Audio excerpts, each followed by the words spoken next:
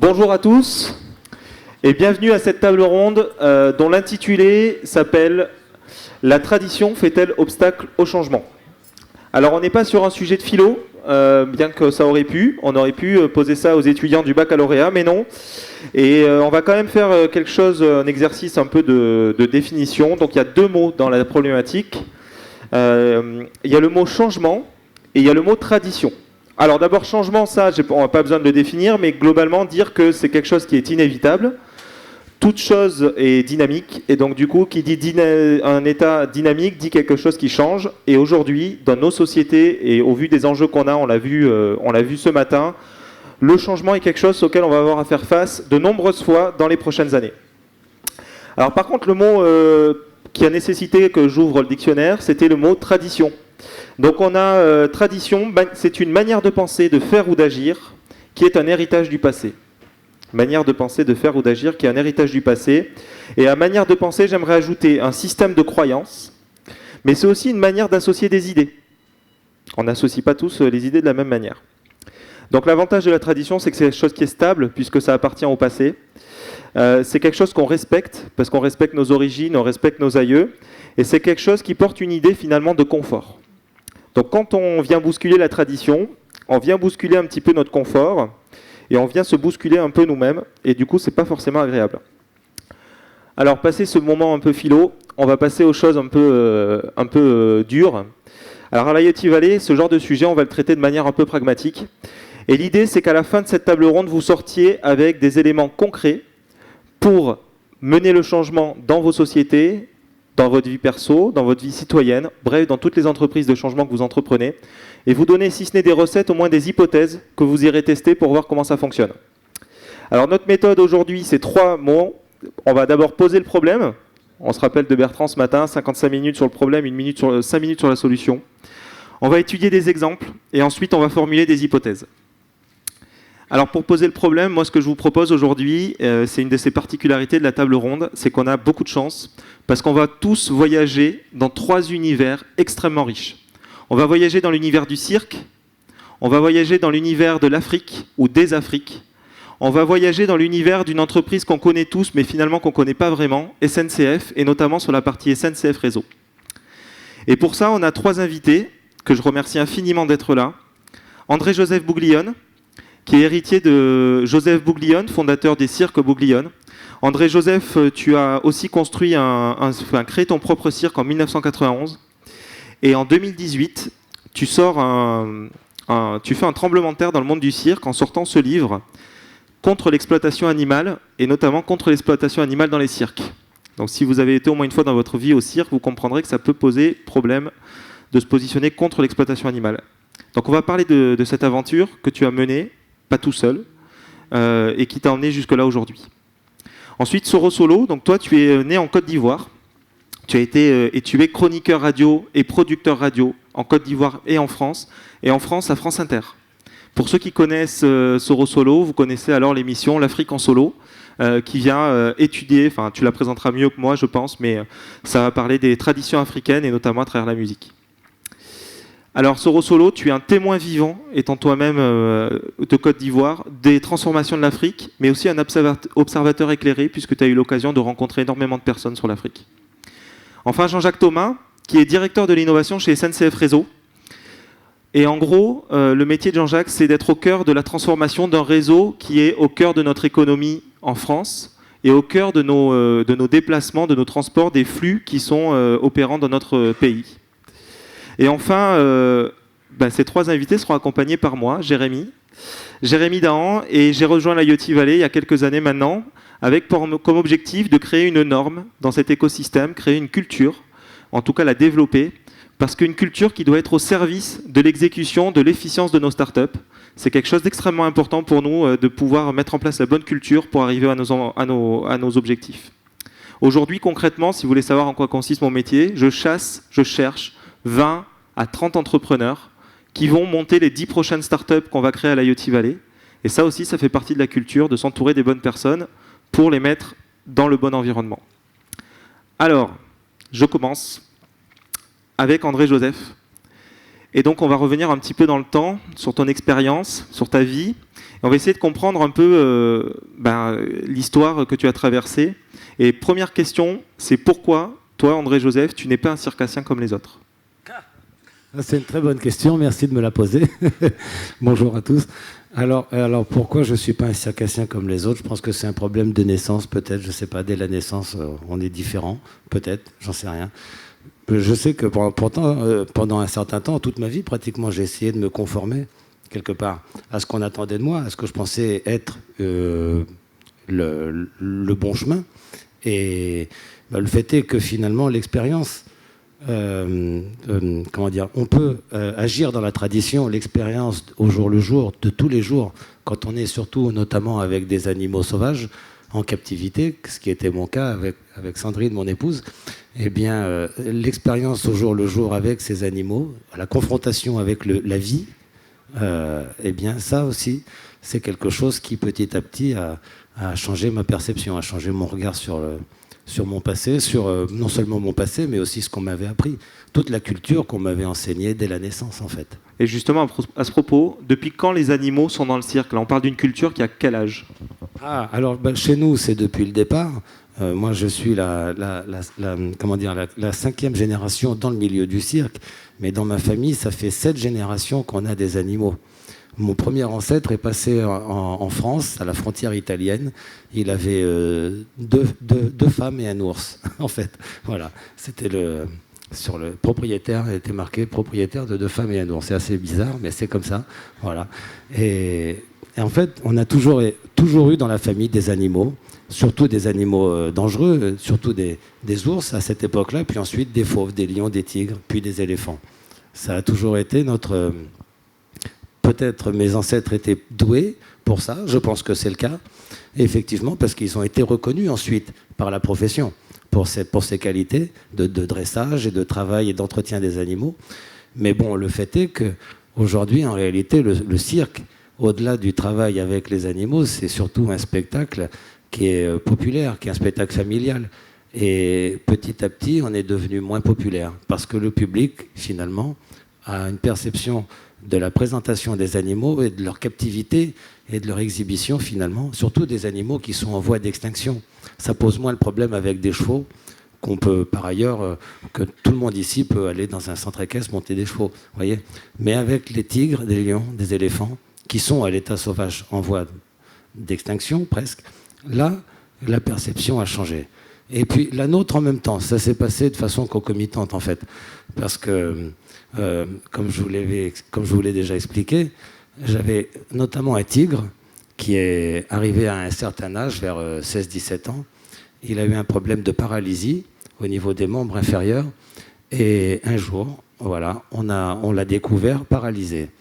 Donc le temps jusqu'au soir, on n'a pas pu faire venir un vétérinaire aussi vite, assez en urgence. On était dans un coin un petit peu éloigné. Alors, le soir, il était séparé des autres tigres, mais quand il a entendu la musique du numéro, la musique du spectacle, qui annonçait la sienne, il s'est levé comme pour aller travailler avec les autres.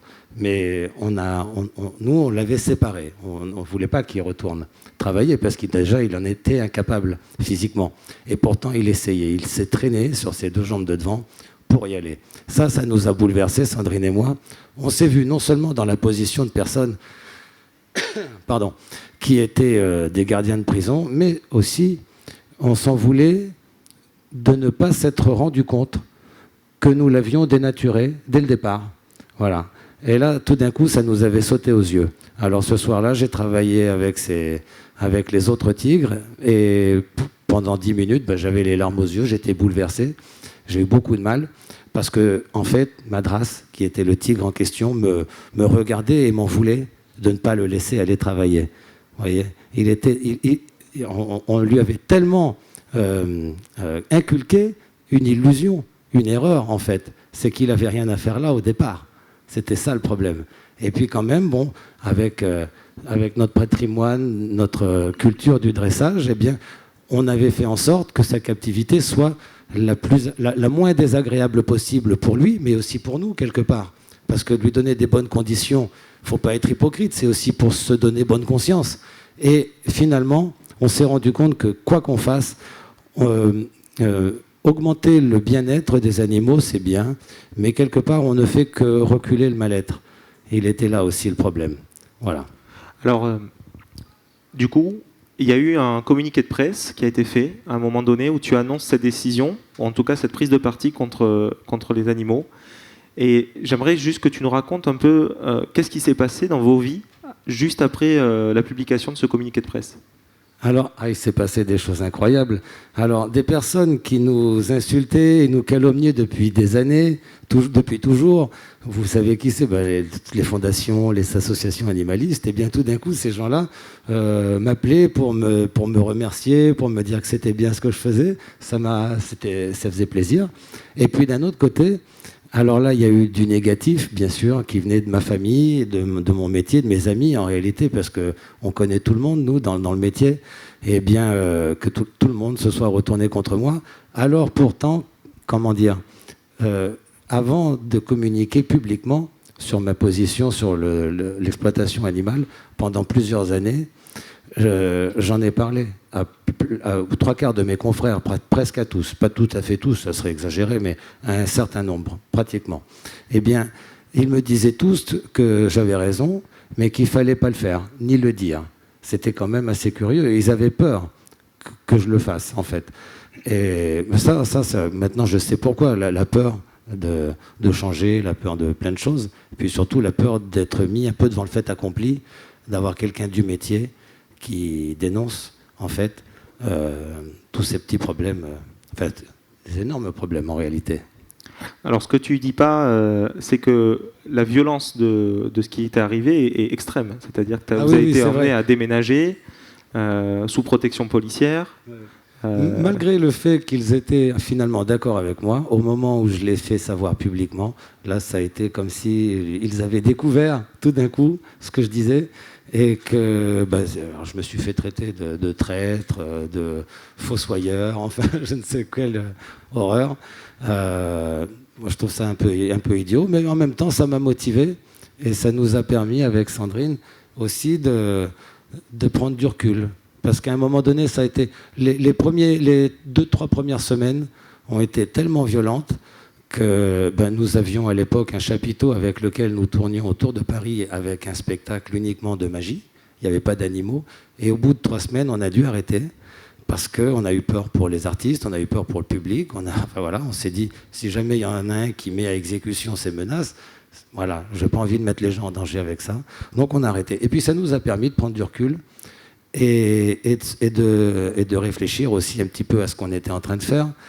Et de ressortir un projet qui nous tenait à cœur depuis quelques années, qui était un projet de cirque écologique. Mais à l'époque, ça ne marchait pas parce que, je ne m'en rendais pas compte, mais comme on avait des animaux, on était un peu perçus bizarrement par les écologistes qui nous voyaient arriver, parler d'un projet écolo alors qu'on avait des tigres, des lions et des éléphants dans nos cages. C'était un peu en porte-à-faux. Et puis finalement, en fait, une fois qu'on n'avait plus nos animaux, je me suis dit que ce projet, il était parfait, en fait, parce que c'est cohérent, ça rentre dans la même logique que d'arrêter l'exploitation animale et aussi de se positionner, parce qu'au dehors d'exploiter des animaux, le cirque, par exemple un cirque de l'importance de l'éco-cirque que nous allons ouvrir au mois d'avril prochain, ça devrait représenter, si on avait des camions, une flotte d'une cinquantaine de camions, plus une cinquantaine de chauffeurs, je ne vous dis pas le nombre de mécaniciens, les assurances, la consommation de gasoil, l'émission de carbone, etc. Et puis voilà, et puis l'encombrement sur la route. Ok. Alors pour terminer ce voyage, on est aujourd'hui, donc l'éco-cirque en avril. On a pas mal de personnes dans la salle, des entreprises, des particuliers. Qu'est-ce que tu aimerais leur demander ? Alors, l'éco-cirque, ça va être vraiment un lieu de découverte de technologie. Par exemple, le spectacle sera 100% humain, il n'y aura pas d'animaux du tout, mais il y aura des hologrammes. Voilà. Donc, c'est pas pour remplacer les animaux, parce que c'est des grands artistes aussi, on reconnaît ça à nos partenaires, à nos anciens partenaires, les animaux. Mais avec ces hologrammes, eh bien, on aimerait trouver des partenaires qui aimeraient associer leur image, l'image de leur entreprise ou de leurs produits innovants à ces hologrammes pour faire de la publicité à l'entracte, par exemple, pendant le spectacle. Voilà, il y a plein de supports. On cherche des partenaires pour nous aider, pour nous sponsoriser et faire de la publicité chez nous. Ok, message reçu. Alors, on en vient à un autre voyage, cette fois, dans une industrie du voyage. SNCF Réseau, donc Jean-Jacques Thomas, directeur de l'innovation. Alors, peut-être que c'est pas clair ici pour tout le monde, en tout cas ça n'était pas pour moi au début. Est-ce que tu peux nous rappeler la mission des SNCF Réseau ? Alors, bonjour à toutes, bonjour à tous. Merci déjà de nous donner l'occasion d'échanger. Là, c'est dur de parler après ça quand même, ce qu'on vient d'entendre. Je ne sais pas ce que vous en pensez, mais en tout cas, ouais, SNCF Réseau, c'est le gestionnaire d'infrastructure du système ferroviaire français. Donc ça, c'est dans notre jargon. Ça veut dire quoi concrètement ? Ça veut dire qu'on entretient le réseau, on le maintient, on le régénère et on gère la circulation des trains.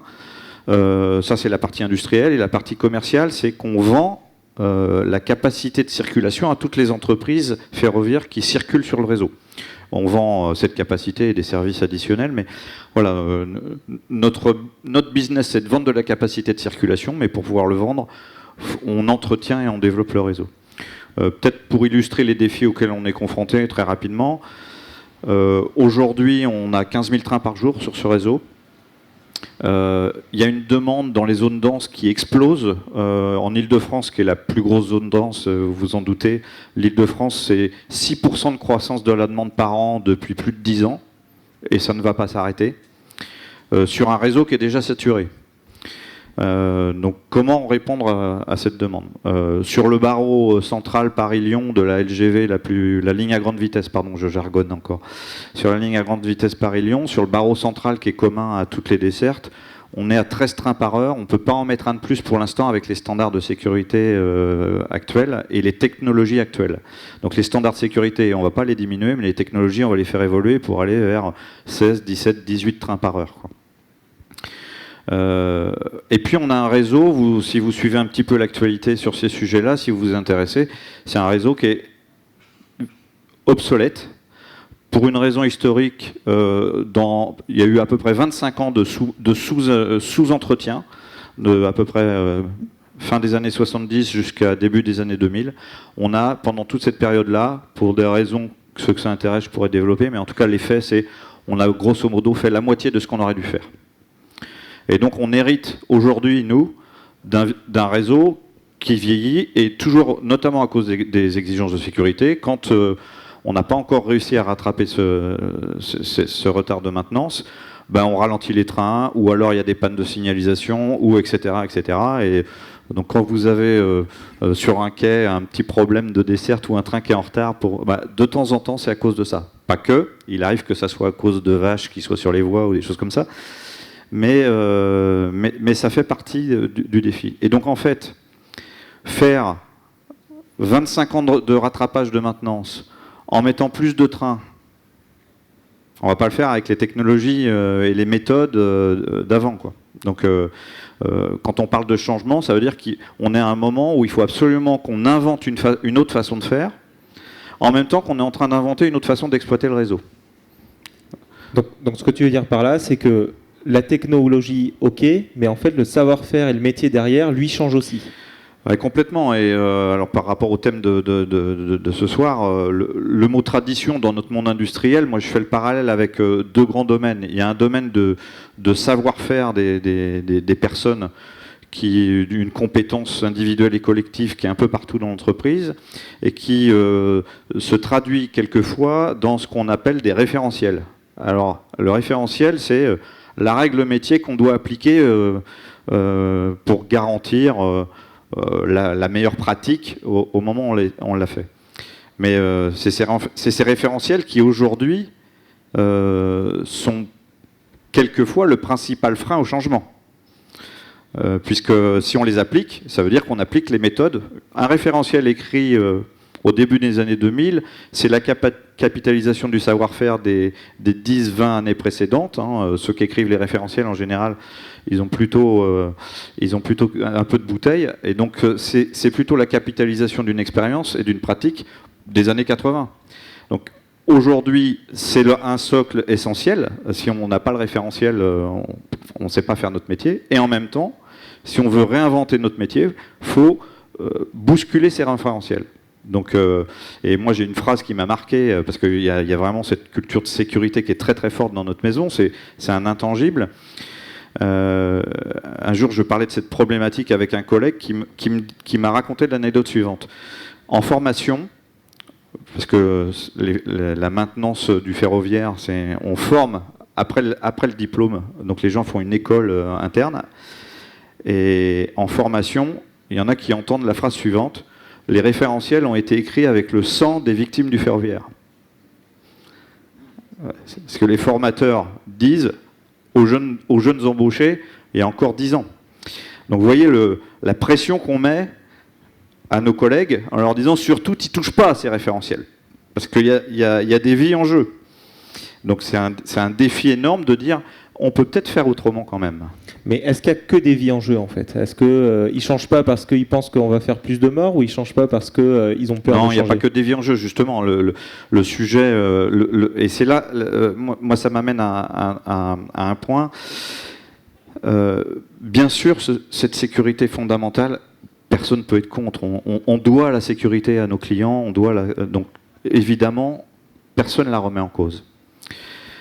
Mais si on est capable de retourner au fondement de ce qu'a créé la règle de sécurité, de comprendre le raisonnement de ceux qui l'ont écrit, plutôt que de l'appliquer sans la comprendre, à partir du moment où on la comprend, on peut la challenger. On peut dire maintenant, avec les connaissances dont je dispose aujourd'hui, avec les technologies qui sont disponibles aujourd'hui, je peux rester conforme au raisonnement fondateur, mais bousculer la pratique, parce que maintenant je la comprends. Si au contraire, et ça je l'ai vécu, si au contraire on a perdu l'origine de la règle, qu'on a ce référentiel, on a ce texte, mais les gens qui l'ont écrit sont plus là, il n'y a pas eu de transmission de tout l'à côté, du pourquoi, et qu'on a une règle brute dont on ne comprend pas l'origine, bah c'est beaucoup plus dur à bousculer. Parce qu'il faut vraiment se dire, mais qu'est-ce qu'ils ont imaginé nos anciens, alors que nos anciens, ils étaient au moins aussi bons que nous, au moins aussi motivés que nous, donc c'est pas qu'ils étaient à côté de la plaque, c'est dans le champ de connaissances et avec les technologies de l'époque, ils ont pensé que c'était ça la meilleure façon de faire. Est-ce qu'on peut respecter ça, mais le challenger en repartant sur le raisonnement de base? Donc là, tu apportes une des clés, on va dire, concrètes à notre question, c'est la tradition, oui, mais la tradition qu'on questionne. Donc tout à l'heure, André-Joseph a dit on va douter. Le tigre, chakra, ça fait douter André-Joseph à ce moment-là. Toi, tu questionnes la tradition, tu reviens à ses fondamentaux. Oui, effectivement, je dis il y a la tradition héritage ou la tradition blocage. Si on a cet héritage qui nous enrichit, donc si on connaît l'histoire, pardon, je fais encore une anecdote, mais dans mon premier job, j'étais dans l'automobile. Quand j'étais embauché, en milieu des années 90, il y a un retraité qui est revenu, après 2 ans de retraite, me former pendant plusieurs mois, et il m'a donné un papier millimétré d'un travail fait en 1962 pour dimensionner les pièces de sécurité de Peugeot. Donc c'était la rupture de la barre anti-dévers du boulanger de la commune de Vougeaucourt, à côté de Sochaux. Les trucs. Donc on raconte cette histoire, on me transmet ce papier millimétré avec toute l'étude, et on m'explique tout le chemin entre 1962 et 1995. Et on m'explique, tu vois, ils avaient pensé comme ça, ils avaient bon, mais maintenant on peut faire autrement. Et donc mon job à l'époque, qu'on me confiait de jeunes embauchés, c'était de continuer à faire évoluer ça. Mais j'avais la racine, j'avais le raisonnement. Et du coup je comprenais, et on a fait évoluer des règles de dimensionnement de pièces de sécurité, et vraiment significativement, mais on était en confiance, on savait d'où on venait, et on pouvait se projeter. Si on m'avait dit, voilà le papier millimétré, c'est ça qu'il faut appliquer, je pense qu'on y serait encore aujourd'hui, quoi. En tout cas, ça aurait été plus dur. Donc tu as trouvé la clé au changement dans... Voilà, donc là, c'est l'héritage. C'est l'héritage qui enrichit quand on a bien l'histoire qui va avec, quoi. Ok, ma dernière question sur l'histoire là, que tu vis au quotidien, c'est... tout à l'heure, André-Joseph a parlé de la peur, qui était un frein justement à questionner l'héritage. Comment ça se manifeste, la peur, très concrètement, chez vous? Très simple, on est dans le monde de l'IoT. L'IoT, c'est d'abord une technologie. Et malheureusement, on est dans une période, je trouve, où il y a une religion de la technologie, il y a un technocentrisme, du techno-push, et on présente la techno comme la solution. Et donc, il nous est arrivé de commettre quelques erreurs d'approche en poussant dans les équipes une solution seulement sous son angle technologique. Et les équipes, elles voient la techno arriver, et mais qu'est-ce que... Attends, ça va me remplacer, ça va... mon boulot non seulement va changer, mais si je me projette un petit peu, il va peut-être disparaître. Et là, on crée de la peur, de l'angoisse, du rejet, et des choses... Les gens ne peuvent pas spontanément le dire, parce qu'ils ne veulent pas s'afficher contre le progrès de la religion technologique. Donc, il y a des résistances beaucoup plus pernicieuses qui se mettent en place. J'ai du soutien. Mais voilà, donc ça peut vraiment, les solutions technologiques peuvent vraiment créer de la peur si on met pas la transformation de l'usage. Il y avait la table ronde sur l'expérience utilisateur, ça, mais y compris à l'intérieur des métiers, la question se pose. Moi, j'ai un petit gimmick que j'essaye de donner de temps en temps comme clé de réflexion. On dit une bonne transformation, elle prend le volet technologique, elle prend le volet usage, et elle prend le volet performance au sens complet, créer de la valeur, une amélioration du geste métier, une simplification de ce qu'on voudra. Donc TUP, et je dis aux équipes, si t'es pas TUP, t'es pas top. Voilà, c'est tout simple. Ok. Alors on continue notre voyage cette fois dans un continent qu'on connaît finalement pas très bien, qui est le continent africain. Et là je vais direct à l'essentiel, Soro Solo. C'est quoi l'enjeu? Et je dis des Afriques. C'est d'ailleurs, si tu peux préciser pourquoi je dis des Afriques, parce que je t'ai écouté avant de faire cette présentation. C'est quoi l'enjeu des Afriques aujourd'hui? L'enjeu des Afriques aujourd'hui, c'est concilier ces pratiques traditionnelles ou ces concepts traditionnels avec la modernité pour satisfaire les besoins fondamentaux de tous les êtres humains de la planète, c'est-à-dire se loger, se soigner, s'éduquer et se divertir. Et c'est ça pour moi l'enjeu essentiel des Afriques. Et pourquoi des Afriques? Parce que malheureusement, dans ces pays-ci et de façon générale en Occident, quand on évoque ce continent, on en parle comme s'il s'agissait d'un pays. Alors que c'est un continent de 56 États. Vous allez lire sur Google ou dans le dictionnaire qu'il y a 54 États. Je rectifie. Oui, depuis que le Soudan s'est subdivisé en 2 États, on est passé de 54 à 55. Mais le 56e est un État dans la Corne de l'Afrique que personne ne reconnaît à l'échelle universelle. C'est le Somaliland. C'est un État qui a obtenu son indépendance de la Somalie et qui a fait sécession à la suite de la guerre, a réussi à constituer son État. Ils ont un drapeau, une constitution, un gouvernement, une monnaie, une assemblée nationale, et ils existent. Et comme ils sont dans une position stratégique, les États-Unis, la France, l'Angleterre, tout le monde fait du business avec eux, avec la Somaliland, mais personne ne le reconnaît. Ça n'existe sur aucune carte du monde. Et c'est la Somaliland. Et depuis que le Soudan s'est subdivisé en Soudan classique et en Soudan Sud, ça fait 2 États nouveaux, plus 54. Donc le continent africain compte 56 États. Et pourquoi des Afriques? Vous arrivez dans l'Afrique du Nord, l'Afrique blanche. Ça n'a rien à voir culturellement, organisationnellement avec l'Afrique australe, de l'Afrique du Sud. Moi qui viens d'Afrique occidentale, donc de Côte d'Ivoire, eh bien, quand je vais à Djibouti, dans la Corne de l'Afrique, et je me balade dans les rues, les Djiboutiens m'appellent « Hé, l'Africain, ça va ?» Comme s'ils n'étaient pas sur ce continent. Toutes ces Afriques-là s'ignorent fondamentalement. Voilà pourquoi il est nécessaire de parler des Afriques au pluriel. Parce que même le monde latin ici, les pays latins de la Méditerranée, ils ont quand même de grosses différences parfois. Et nous, c'est difficile d'accepter de parler du continent africain comme d'un pays. La France fait l'année du Brésil, l'année du Mexique, l'année de la Chine. Mais quand on arrive sur l'Afrique, on parle de la saison de l'Afrique.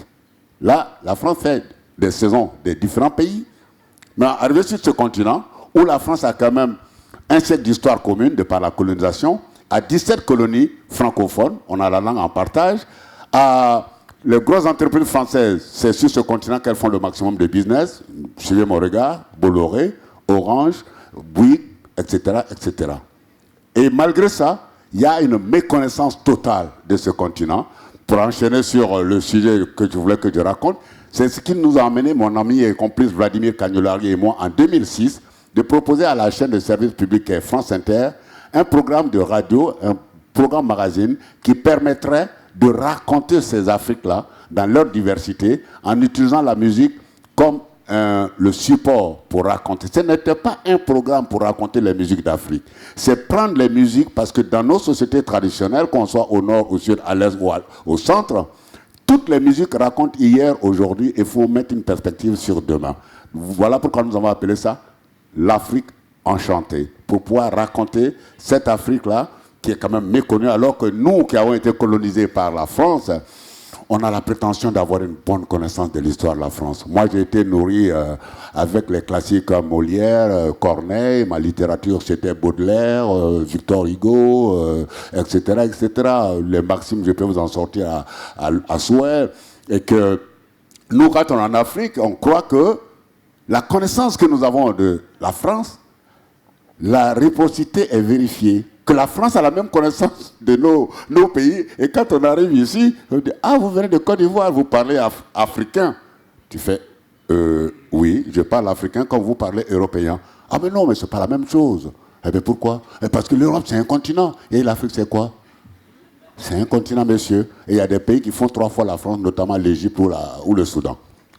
Alors, je veux revenir sur quelque chose que tu as dit. Là, tu as dit l'enjeu de l'Afrique, c'est de revenir à la tradition, de s'inspirer de la tradition. Mais pourquoi on a besoin de s'inspirer de la tradition aujourd'hui? Qu'est-ce qui se passe en fait? À un moment donné, tu dis que la jeunesse a perdu ses repères. Oui, pourquoi s'inspirer de la tradition pour penser la modernité?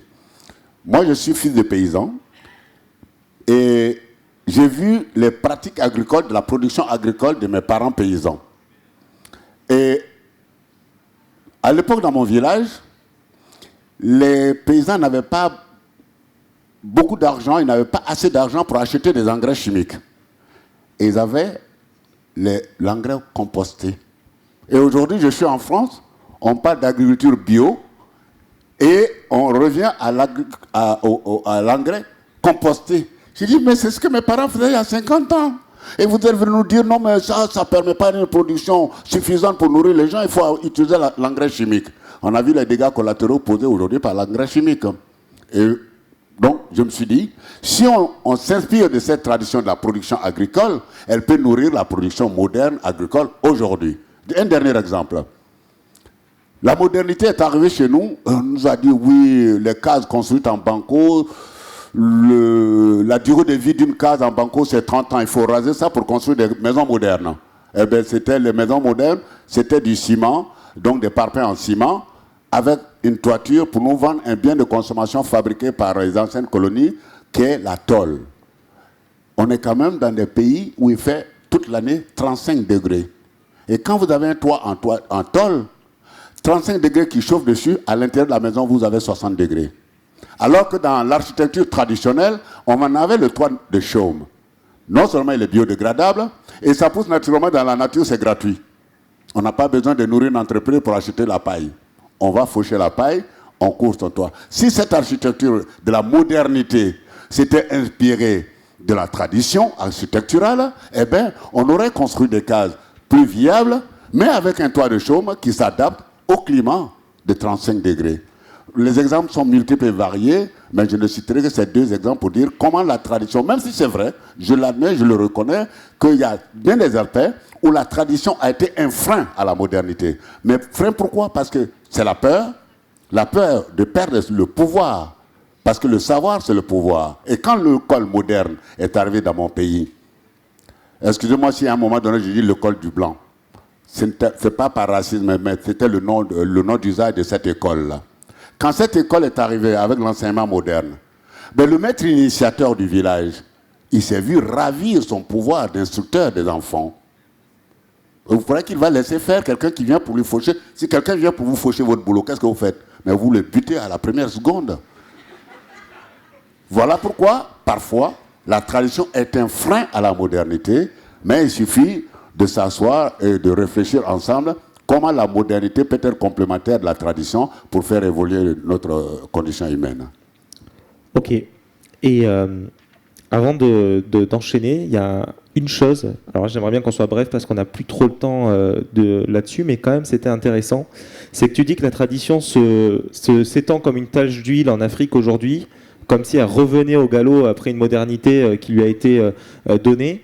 Et là, tu parles de l'oralité là-dedans.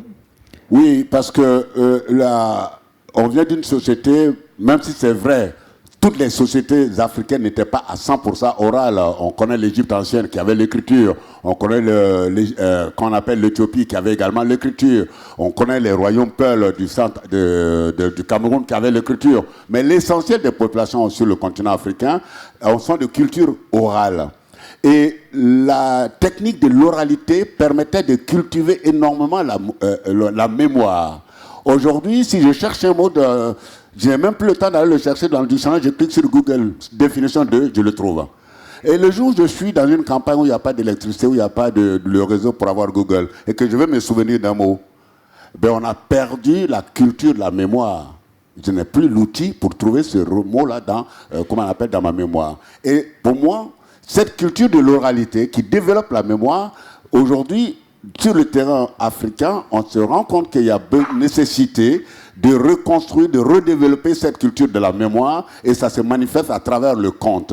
Le conte qui était le premier récit, même par l'écriture, le conte n'est que consigné, pérennisé par une écriture. Mais le conte en lui-même est un art oratoire de la culture orale et qui permet aussi de raconter les valeurs fondamentales des humains que nous sommes. Donc ça veut dire, et je terminerai là-dessus pour cette dernière partie du voyage, que aujourd'hui la tradition, qui est le changement aujourd'hui de l'Afrique, c'est de revenir vers la tradition. Ça se transmet par l'oral. Donc aujourd'hui, on écoute des contes, pas que, mais les contes, les gens se parlent, et régulièrement, parce que les contes parlent de la société d'aujourd'hui, celle d'hier, mais celle d'aujourd'hui. Et c'est comme ça que les idées changent et qu'on instigue le doute, le questionnement aussi dans les trucs, en disant mais en fait, on comprend que ça marche pas comme on aimerait que ça, comme vous voyez que ça marche pas. Et en fait, on va questionner ça. Et ça passe de village en village, de cette manière-là, à travers des contes. De village en village, de ville en ville. C'est pas, il faut être précis, c'est pas retourner à la tradition, c'est s'inspirer de la tradition pour construire la modernité d'aujourd'hui. Et ce n'est pas seulement par la culture de l'oralité, mais aussi par les biens de consommation, notamment des produits de consommation comme le karité, que malheureusement ici, on pense que ce n'est qu'un produit de cosmétique. Non, le premier usage du karité, moi j'ai été nourri au beurre de karité, c'était d'abord culinaire. Et qu'on voit qu'aujourd'hui, des marques comme l'Occitane utilisent le beurre de karité dans les cosmétiques pour le lait corporel, ou même dans la médecine traditionnelle, ces plantes médicinales qu'on avait tendance à oublier parce que les médicaments chimiques sont arrivés, mais même ces médicaments chimiques vont chercher les substances dans les substances des racines, des écorces, des feuilles des plantes tropicales. C'est comment aller repérer maintenant toutes ces plantes qu'on nous enseignait de façon traditionnelle et les mettre au service de la modernité. Ok, alors merci pour ça. J'aimerais qu'on revienne sur un aspect qui a été traité. Donc on a tous été d'accord là pour dire que la peur était en fait le moteur du frein en fait. Et quand on parle de la tradition comme frein au changement, on parle en fait de la peur comme frein du changement.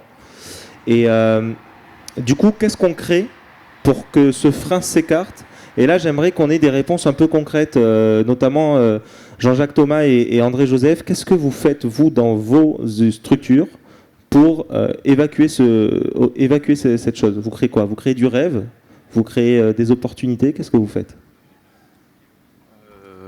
On donne du sens, enfin on essaye de donner du sens. Et quand on dit par exemple qu'on va passer dans une exploitation en Île-de-France, là il y a un grand projet qui va étendre vers l'ouest le RER E. Alors pour les non-parisiens, c'est aujourd'hui un RER qui part de Gare Saint-Lazare qui va que vers l'est, et puis on va l'étendre vers l'ouest. Mais au passage, au-delà de l'extension de l'infrastructure, pour vraiment répondre à la demande dont je parlais tout à l'heure, à cet endroit-là, dans le tronçon central parisien, on va avoir une prise en charge et un passage en mode quasi automatique. C'est-à-dire que le conducteur du train, il arrivera dans la zone dense Il arrivera de la banlieue extrême, il arrivera dans la zone dense, et c'est le système qui va prendre en charge la circulation du train et qui lui rendra à la sortie après Nanterre, côté ouest. Et cette technologie, elle va permettre de passer à un train toutes les 80 secondes à 120 km/h sous Paris. Ce qui sera une première mondiale. On aura un débit jamais atteint d'ici 3 ans maintenant. C'est sûr que si on dit juste on va automatiser le tronçon central, point barre. Voilà. Par contre, si on explique que c'est encore une façon pour SNCF d'apporter un service toujours meilleur aux clients, répondre mieux à la demande, et on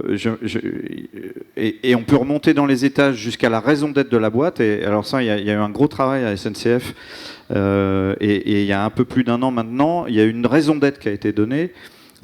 SNCF, c'est donner à chacun la liberté de se déplacer facilement sans dégrader la planète. Quand on dit ça, et qu'on dit toutes vos actions dans les équipes de transformation, elles doivent être guidées par ça. Si vous favorisez le développement du ferroviaire, vous développez la mobilité propre, la mobilité décarbonée, ainsi de suite. Et donc ça donne une énergie aux gens, et ils deviennent moteurs du changement au lieu d'être des freins. Mais ça ne résout pas le problème que tu leur fais perdre leur emploi, là. Alors, on a une chance énorme en ce moment dans le ferroviaire, c'est qu'avec cette croissance de la demande, les besoins de maintenance qu'il y a du boulot. La transformation de chaque métier, elle peut être profonde. Il peut y avoir certains types de métiers qui peuvent être très importants, mais on l'a vu avec la table ronde sur la formation. Du coup, ça génère des défis de transformation et d'accompagnement, d'évolution des compétences. Ça, c'est un défi à part entière. Mais par contre, il n'y a pas de sujet globalement de volume de boulot, puisqu'en fait, pour l'instant, on ne réussit pas à faire face. Donc ça, aujourd'hui, c'est finalement la peur. Tu arrives à l'évacuer en montrant que tu as pas de boulot, en fait. Ça serait prétentieux de dire j'y arrive. Non, il ne faut pas raconter d'histoire. Mais en tout cas, on a quand même des leviers à notre disposition qui aident. Une raison d'être qui donne du sens, de la transformation de compétences, un volume d'activité dans le domaine ferroviaire qui est vraiment en croissance très forte. Si on active bien tous ces leviers-là, on devrait quand même s'en sortir, quoi. Ok, donc tu leur donnes un sens et tu leur donnes des opportunités parce que tu peux transformer leur métier et leur en proposer des nouveaux. Alors toi, André-Joseph, comment tu fais ? C'est-à-dire aujourd'hui, tu es quand même face à un défi de faire accepter un nouveau type de cirque, mais surtout dans la profession, comment tu fais pour convaincre des gens de te rejoindre et la profession de te financer aussi, de fournir l'infrastructure, etc. Qu'est-ce que tu proposes ? Alors déjà, il faut savoir une chose, c'est que la profession me combat pratiquement aujourd'hui, au point où j'en suis, c'est le fait. Mais en réalité, le métier du cirque, c'est un métier où il faut être à l'écoute du public. Et honnêtement, moi, ce que je pense, c'est que c'est par l'exemple qu'on va vaincre ces peurs. Pour l'instant, de quoi ils ont peur ? Concrètement, ils ont peur d'arrêter de présenter des animaux et que leur spectacle ne marche plus. Ce qu'on peut comprendre. N'importe qui est entrepreneur, a un métier avec un produit qui se vend, et puis il se dit, si je change ce produit, si je change, je ne sais pas, l'emballage ou un détail dans les ingrédients, est-ce que je vais garder la confiance de mon public ? Est-ce qu'ils vont continuer à venir ? Parce qu'il faut savoir une chose, c'est qu'aujourd'hui, le fait est que les plus grandes entreprises de cirque en France se sont cassées la figure. Regardez Pinder, il a fait faillite. Amar a fait faillite. Zavata, c'est une décadence d'une 50aine de petits cirques familiaux qui sont des cirques voyous. C'est n'importe quoi. Mes cousins, le cirque d'hiver Bouglione, a tourné 2 ans et demi et a arrêté l'année dernière. Ils n'ont pas réussi à tenir. Tout simplement parce qu'ils ont perdu tout simplement leur popularité. Ils sont devenus élitistes parce qu'ils ont quelque part fait un choix dans leur public en présentant des spectacles avec des animaux. Donc, ils s'adressaient à un public que ça ne dérangeait pas. Or, aujourd'hui, le fait est, et là-dessus, une chance, Sandrine et moi, on s'en est rendu compte avant, parce que nous-mêmes, c'était notre ressenti. Mais le fait est que le public, aujourd'hui, condamne l'exploitation animale. Donc, finalement, je pense qu'aujourd'hui, tout ce qui manque, c'est l'exemple d'un cirque qui se monte, qui, au départ, qui vient d'un cirque traditionnel avec des animaux, comme Sandrine et moi, nous étions des dompteurs dans notre cirque avec nos animaux, eh bien, on a décidé d'arrêter pour faire un cirque complètement différent, sans animaux. Moi, je pense que ce qui va vaincre l'inertie et la peur de ces gens-là, mais ça frise, ça commence à friser, c'est le fait que ça marche. Le succès va tout de suite changer le regard sur ma démarche et va être bien plus positif. Ensuite, le succès, c'est l'espoir. C'est l'espoir qu'un nouveau cirque puisse arriver, que des nouvelles personnes puissent donner un nouveau souffle à la profession. Oui, complètement, complètement. Et puis surtout avoir de l'influence sur quelque part un peu ma famille, parce que c'est des gens, c'est quelques milliers de personnes que j'ai connues toute ma vie et qui aujourd'hui sont dans des situations un peu compliquées parce que plus aucune ville ne veut les recevoir, parce qu'une fois qu'ils ont réussi à s'installer quelque part, ils vont avoir des manifestations, d'associations. Moi, je me mets à leur place, c'est très compliqué à vivre. Et en même temps, ils sont dans le déni à se dire absolument pas, nous, les animaux, sinon le cirque n'est pas du cirque. Enfin, voilà, toutes ces bêtises-là qu'il faut dépasser. Parce que le cirque, c'est pas seulement présenter des animaux. Parce qu'un clown, c'est du cirque. Un trapéziste, c'est du cirque, vous voyez. Donc, c'est réduire le cirque à juste la présentation des animaux. C'est stupide. Regardez, Achille Zavata est une vedette presque mondiale alors qu'il n'a jamais été dompteur ou dresseur d'animaux. C'était un clown. Voilà, les Fratellini, c'est pareil. Et c'est considéré comme des gens importants dans l'histoire du cirque. Voilà. Alors...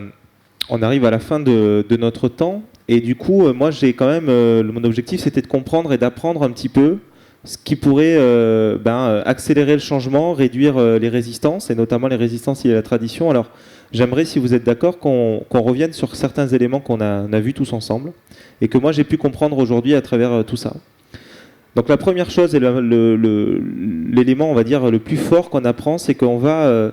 transformer le mot résistance au changement par la tradition, par peur, et que du coup, tout le travail va être de comprendre pourquoi les gens qui s'opposent à nous, de quoi ils ont peur.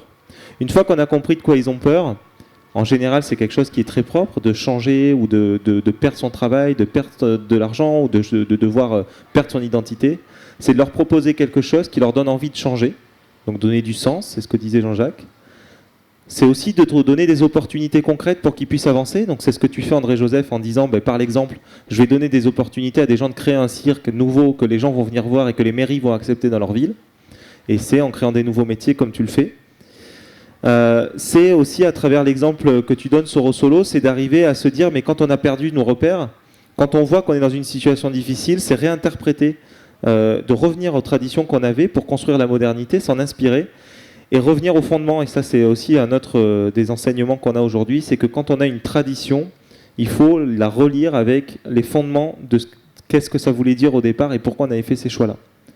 Pour être en accord finalement avec ça et mettre tout le monde d'accord, et comme tout le monde a envie de changer puisque tout le monde n'a plus peur, on peut le faire. J'aimerais terminer avec le mot de la fin et que vous me donniez votre truc sur... comme on est un peu quand même sur un exercice philosophique, on a toujours ce petit côté, l'ouverture à la fin de la conclusion, et si on retournait le sens de la problématique, et si on trouvait dans la tradition, et là sur Rossolo tu vas pouvoir aussi nous donner des exemples, si on retrouvait dans la tradition le projet du futur, c'est-à-dire que est-ce qu'on trouve aujourd'hui en Afrique quelque chose qui donne envie pour le futur, mais qui est directement inspiré de la tradition, mais voilà, quelque chose... Est-ce que la tradition, finalement, c'est pas le moteur du changement de demain? Le premier exemple qui me vient au pied levé, c'est l'art de la création artistique traditionnelle qui peut être mise au service de la modernité et rassurer les maîtres de la parole, les maîtres de la création artistique, qu'aujourd'hui, leurs traditions peuvent se moderniser et construire demain. Je prends l'exemple du conte, qui est la culture de l'oralité. Non seulement à la capacité de développer la mémoire de l'individu, et qui est en train de disparaître aujourd'hui dans nos villages. Je prends l'exemple de Voice ou Star Academy, qui sont des médias pour déceler de nouveaux talents. Pour moi, je proposerais dans mon village ou dans mon pays, la Côte d'Ivoire, d'initier dans les villages des moments de compétition oratoire, de l'art oratoire, pour que les nouvelles générations se rendre compte de ce que c'est cet art et qu'est-ce que ça peut proposer en termes de diffusion des valeurs fondamentales et en termes de diffusion du développement de la mémoire. Et que cet art-là peut être un outil pour prospecter l'avenir. Voilà. Et toi, André-Joseph, finalement, est-ce que l'éco-cirque qui ouvre en avril prochain, c'est pas un peu... tu reviens pas en fait au cirque d'il y a un siècle? Bah, si, moi je pense, on m'a souvent dit dans le métier, mes anciens confrères, que si mon grand-père voyait ce que je faisais, il se retournerait dans sa tombe. Moi, je pense tout à fait l'inverse, parce que, comment dire, avant, ceux qui ont connu dans ma famille l'âge d'or du cirque, entre les deux guerres mondiales, entre la première et la seconde guerre, eh bien, ils étaient à l'écoute du public, ils respectaient leur public jusqu'à un point où, quelque part aussi, quelquefois, ils ont un peu fabriqué des spectacles selon ce qu'ils pensaient que le public avait envie de voir. Voyez. Donc voilà, mais bon, c'était une époque, c'était il y a 90 ans maintenant, et je pense que si à l'époque les gens avaient été choqués par l'exhibition d'animaux, eh bien ils auraient arrêté d'en présenter. Je pense qu'ils auraient fait autre chose. Ils ont fait ça aussi parce que c'était leur culture, et c'est grâce aux animaux, eux, qu'ils ont fait du cirque. Parce qu'au départ, ils avaient une ménagerie foraine avec des animaux, des tigres, des lions. Et puis, juste après la Première Guerre mondiale, après 19 ou 20, ils ont monté un premier cirque qui s'appelait le cirque franco-belge. Et en plus, ensuite, toute l'histoire de succès, ils ont exploité Bouglione. Et je pense qu'ils auraient fait ce que je fais maintenant. Oui, oui. Parce qu'ils n'étaient pas du tout dans le respect d'une tradition. À l'époque, ils étaient en train d'en inventer une aussi, quelque part. Et les conditions n'étaient pas les mêmes qu'aujourd'hui. Et aujourd'hui, Jean-Jacques, un exemple d'un principe qui était appliqué avant et que la tradition te permet de réinventer aujourd'hui?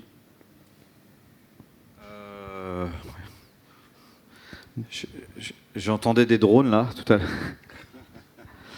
l'heure. On est en train d'introduire assez fortement l'utilisation des drones dans la surveillance du réseau pour mieux capter son état. Il a fallu remonter à pourquoi on surveille le réseau, de quelles données on a vraiment besoin, de quelle information sur son état. Voilà, les arbres qui tombent sur la voie au moment des tempêtes, par exemple, être capable de détecter un arbre dangereux. Aujourd'hui ou hier, c'était plutôt des tournées soit à pied, soit dans des petites draisines. Un expert qui dit « Oh là, celui-là, il risque de tomber au prochain coup de vent, on va envoyer un élagueur, etc. etc. » Bousculer ça et se dire à la fin on veut qu'il y ait moins d'arbres qui tombent et on va essayer de le faire autrement, et on va passer un drone au-dessus des voies avec une analyse d'images et de l'intelligence artificielle par-dessus et toutes les nouvelles technos, et se dire tiens, sur les 10 km qui sont là, je sais déjà détecter les 5 principaux arbres. À la fin, ça génère en fait de la fierté. Parce que c'est une image de modernité, on fait le boulot de façon vachement plus moderne qu'initialement.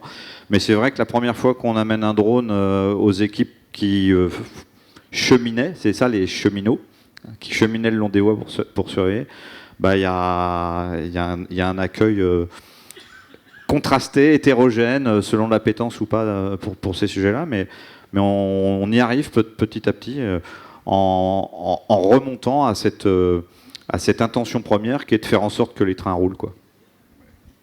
Eh bien, merci à vous trois pour tous ces apprentissages.